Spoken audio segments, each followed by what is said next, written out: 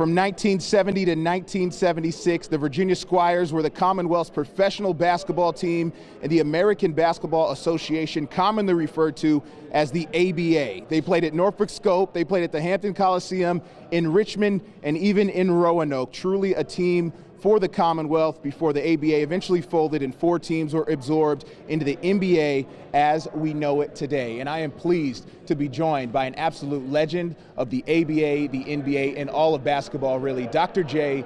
Julius Irving. Mr. Irving, you're here in Tidewater. How you doing? I know you guys were back about 9 years ago, but how's it feel to be back? Yeah, it's always good to come back here or fly over it or whatever, or just make references to it because it's where I got my start. Your start. I mean, just speak to me about that. What goes through your mind when you think about those Squires days? I think about coming out of college, and you know, the thing at that time in 1968 was the Olympics that had just happened in Mexico City. So, you know, kind of think about maybe the next Olympic Games, you know, being an Olympian. But I became a professional before I became an Olympian, and that eliminated that opportunity. But being a pro was really exciting. I mean, it was fun.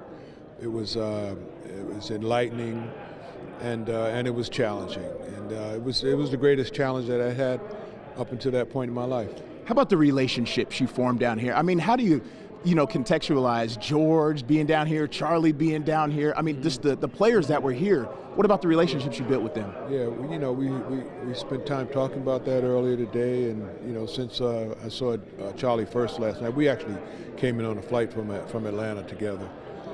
So over the years, you know, I've been able to stay in touch with both guys. You know, I was Charlie's rookie and George was my rookie. But I don't know who George's rookie was, but there's somebody out there. Basketball is like that, where you just try to pass on to the next generation the benefits of your knowledge and understanding, and, you know, try to make them reach their potential. So George and I talked about that a lot, and he said I was very instrumental in him reaching his potential, and Charlie was instrumental with me, as well as Ray Chink Scott, who was here when I came, and Doug Moe, and other than that, on a higher level, the ownership group. You know, we felt as though Earl Foreman and Phyllis Foreman were like mom and dad away from home. The way they looked after the guys.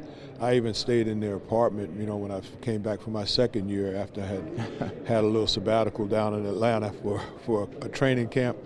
And I came back, I actually stayed in their apartment, and they took care of me like they would take care of one of their sons. Love that. Mr. Irving, there's a celebratory dinner, 7 o'clock. There's going to be a screening of a new documentary film about the Squires here at the Renaissance in downtown Portsmouth. Mr. Irving, thank you so much for your time. My pleasure. I'm Craig Loper. Back to you.